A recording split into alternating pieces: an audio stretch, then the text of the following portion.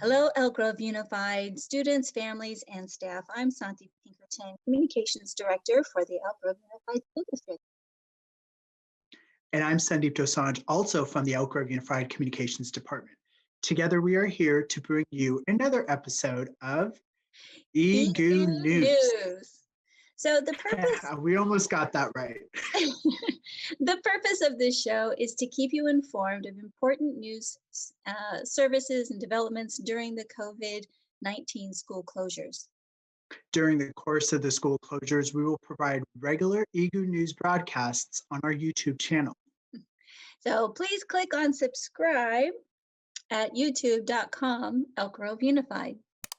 And if you'd like to be notified as soon as new episodes of EGU News are available, make sure you click on the notifications bell. Yeah, I like that little bell in the corner. Helps me keep track of things.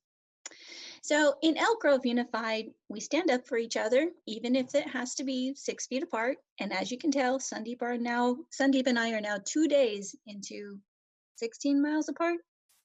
I think that's 7 miles is more accurate from Franklin High School for me. Okay.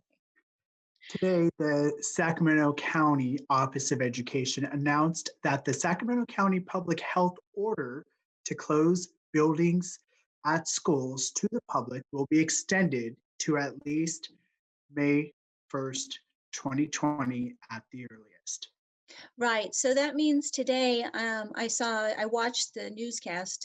Superintendent Dave Gordon announced that basically public health has extended their order so that school buildings will remain closed at the earliest until May 1st. So really important information, but we hope that's not confusing, because at the same time, the Elk Grove Unified School District will continue with its launch of EGUSD distance learning. And that will still begin April 16th for secondary students, and then starting April 20th for elementary school students. So school buildings will remain closed to the public per state and county orders, but we will be ready to go live remotely with EGUSD distance learning by mid-April. Please know that essential district staff will be taking care of the schools and business. That's right. So if needed, contact your school or the district office by email, preferably, if you have any questions. Also, the drive-through meal service at select schools and the mobile meal program, those are still going to continue. And to find email addresses for people that you would like to contact at the schools, just go to the school's website. It's on there. And Zanti, let's take a little intermission and watch some students from Florence Markoffer Elementary School teach us how to play Foursquare. Oh, wonderful. This is an instructional video about how to play Foursquare. These are the rules.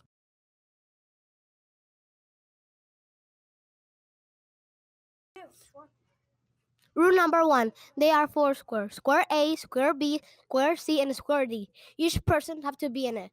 A square is the one who's going to serve the ball. Rule number 2 in Foursquare is that you should always be ready to hit the ball when it comes to your square. Rule number 3, if they pass it to you and it bounced twice in your square, you're out. Rule number 4, you can't do holding. Holding is when you grab the ball and pass it to another square. Rule number 5, if you do double tap, you're out. Double tap is when you tap the ball twice in a row. Rule number 6, if you hit the ball in your own square, you're out. These are the rules about how to play Foursquare. Thanks for watching. Bye.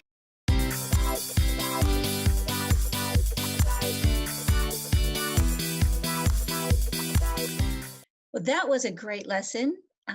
Maybe later on this evening, my family and I will play Foursquare. Well, I have pretty big kids now, though, so we'll see if I can get them to comply. Instructions for Chromebook checkouts for distance learning will go out to all parents on Monday. Remember, we want to ensure that everyone who really needs a Chromebook is able to get one. That's right. So we'll be getting that information out, as Sandeep said, on Monday. And this is so that to be able to conduct our distance learning program, you're going to need a computer and internet. The computer can be a Windows PC, a Mac, Chromebook, Linux PC, or iPad, anything that can connect to the internet. To be able to check out Chromebooks, those Chromebooks, don't forget, will need to be returned at the end of the school year. That's right. And as we near our start date of distance learning, connectivity at home will be essential. As the district works to secure mobile hotspots, Wi-Fi access will be limited to student access only. We encourage families who qualify to follow up with 3 internet providers in our area who are offering low cost or limited time, no cost service to qualifying families. That's right. So I want to make that clear again that even though there's going to be a district Wi-Fi spot out there, it's only going to be accessible for the students who are logging in with their IDs. So the providers and programs are Comcast Essentials, AT&T Access, and Consolidated Communications. Now we know Frontier Communications is another provider in the local area, and to understand what plans they have, they can be reached, so you can learn about more about their service plans.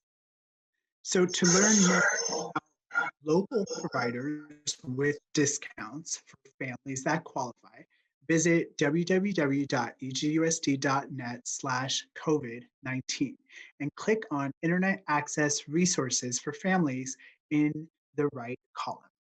That's great. So the advantage of using one of the providers is that more people than in the home can have access to the internet. By only relying on a district hotspot, like I was talking about earlier, only the student will be able to use the internet then, that connection. So the sooner you are connected, the sooner your students will be ready to access materials. Until we are ready to launch distance learning, check out our enrichment and fun activities. And remember that social and emotional learning continues to be important, especially during this crisis. That's right. As we get ready. Thanks. Sorry, Sandeep, didn't mean to step on you there. Okay. But yeah, those resources, you should be able to see that we have links to them that'll be included in our descriptions. Enrichment.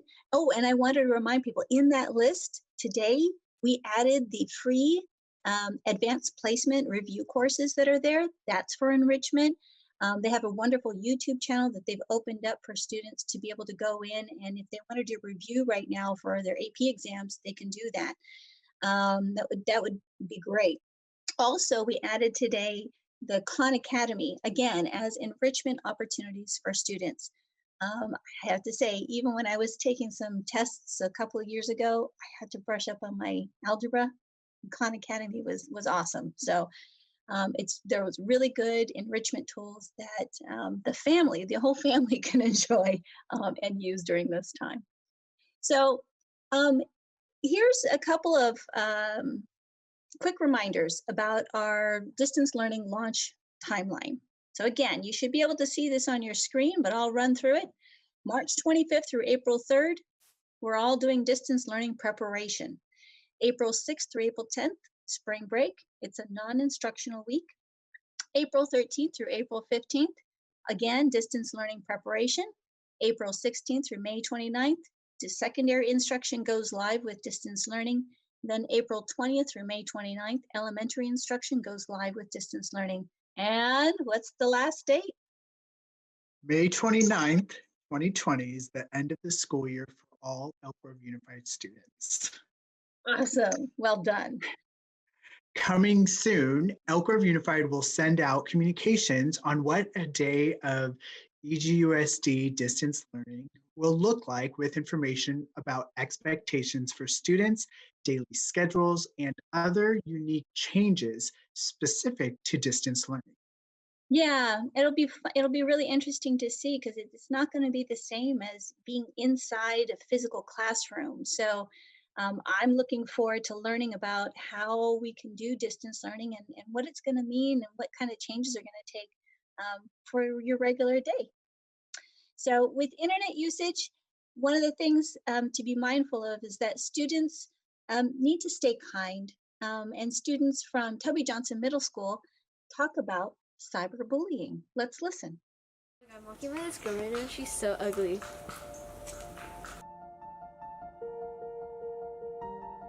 Brittany, what's wrong? Nothing.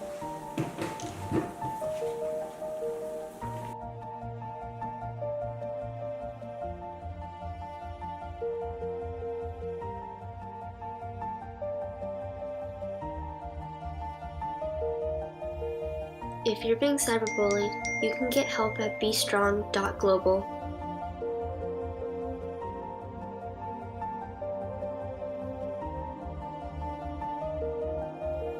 Powerful public service announcement. Right. So as part of our broadcast, we want to make sure that when there's a county or state update that we provide that to you as well. And so here's the latest that we've received from both the county as well as the state. In the last 2 days, there's been an increase of 51 confirmed COVID-19 cases in Sacramento County as of March 27th. Oh, and as of March 27th at 11 a.m., there's a total of 164 confirmed COVID-19 cases. That means then there is a total of 164 confirmed COVID cases at across the county, and those who have died, unfortunately, from complications of COVID-19 is now 6 individuals. Those are individuals who died from complications of COVID-19 where either they were age 65 and up or had underlying health conditions. While those older than 65 tend to have more severe complications of COVID-19, the 18 to 65-year-old age group in Sacramento County has the highest rate of positive tests. Currently, there are 95 in the 18 to 65 age bracket, and for those over 65, there are 66 adults. For the 0 to 17 age group, there are few at 3 individuals. The overall average age is 56, and the age spread is 9 to 97 years old. Yeah. Between the genders, there is less than 2% point difference, with more males than females testing positive. Right. So, although these numbers are unsettling, they are not surprising, and that's exactly what Dr. Peter Billinson said. He's the director of Sacramento County Department of Health Services. He also noted today that saying together, using social distancing, we're reducing new cases today, which will stagger the rate of cases in the weeks to come. So a health order like this is unprecedented. It's never happened before. So it is to be expected that there would be a learning curve. But the most important action people can take is to stay home and don't gather with others. Be sure to keep your 6-foot distance and clean your hands and surfaces often. That's what Bielenson said today. Sacramento County departments are working to share helpful information, including the county regional parks is doing its part to slow the spread of COVID-19 by implementing precautionary measures to keep our parks open and guests safe. The Office of Economic Development is providing support to employers and the workforce through the challenge of COVID-19 by providing an information line and adding new resources for businesses as they become available. As well, Sacramento Office of Emergency Services launched a community resources page, and that includes a broad scope of COVID-19 information from maps with school lunch distribution to signing up for emergency alerts. So a lot of good information that's being pulled together out there. Absolutely. And to find out more information and continued updated information, visit the Sacramento County's COVID-19 website, which is on the bottom of the screen. Right. So let me give you a quick state update. And the update here, what I could find at least, is when I went to the state's website through Cal OES about COVID, They've really pulled a lot of the information together, made it really simple and straightforward. So I encourage people, encourage our viewers to go visit California's COVID-19 information page. There's a lot of information about the stay-at-home order, and here's some of the do's and don'ts as well. Go ahead, Sandeep. Okay, so let's start with the do's. Stay home, avoid people outside your household, wash your hands with soap and water for at least 20 seconds, cover your cough with a sneeze with a tissue, or sneeze into the fold of your elbow. Clean and disinfect frequently touched objects and surfaces. Maintain a safe social distance of 6 feet whenever outside of the house. That's great. And here are some of the don'ts. Leave the house except for essential activities. So don't leave the house except for essential activities. I want to make sure that's clear. So don't leave the house. Don't shake hands. Don't touch your face. Don't go to the doctor if you're not sick. If you're sick, of course, and you're symptomatic of COVID-19 symptoms, okay, it's a different scenario, but don't go to the doctor if you're not sick. And don't stockpile masks or gloves. Those things are really needed.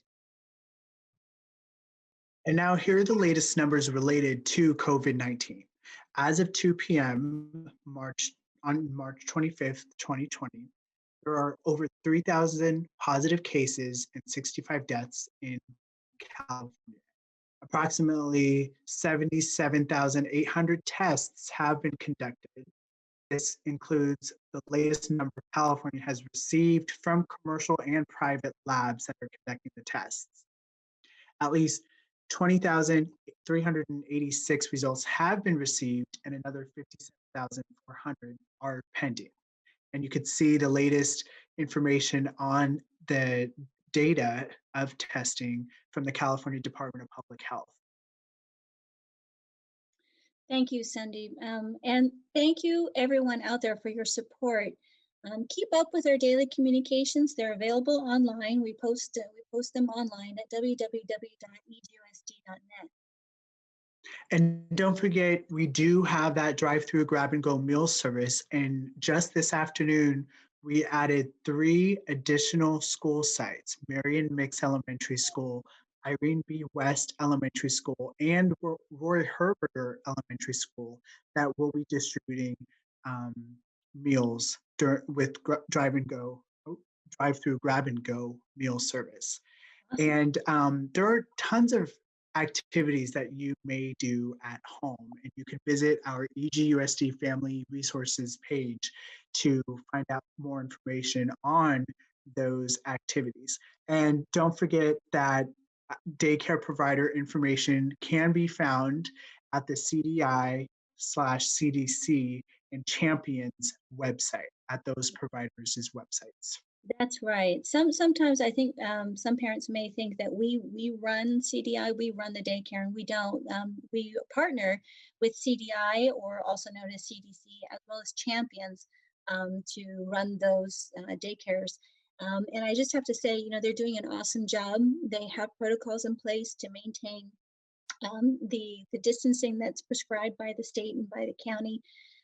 And definitely they're serving those essential workers that still have to go to work. They're serving those parents. So it's a huge shout out to them for providing that. It's something that's really needed, and they're doing an awesome job. So we also want you to remember to subscribe to the Elk Grove Unified School District's YouTube channel. We want to thank everyone who has subscribed so far. We had a outstanding, I don't know what you want to call it, a phenomenal response, and we're very proud and very excited in all the things that enables us to do moving forward. And it allows us to quickly communicate the information to our families. And throughout this whole broadcast, we want you to remember that you need to do your part to slow the spread of COVID-19 by #staying@home. Pay attention to the state and county orders of stricter social distancing, and practice self-isolation if you're symptomatic of the COVID-19 virus. Thank you. And thank you, Elk Grove Unified, for your patience during these uncertain times. We will get through this together. And Sandeep, We'll hear for today's episode, but we're looking forward to seeing you for the next episode of EGU News. I'm Sandeep Pinkerton. Thanks for watching. And I'm Sandeep Dosant. We'll see you soon.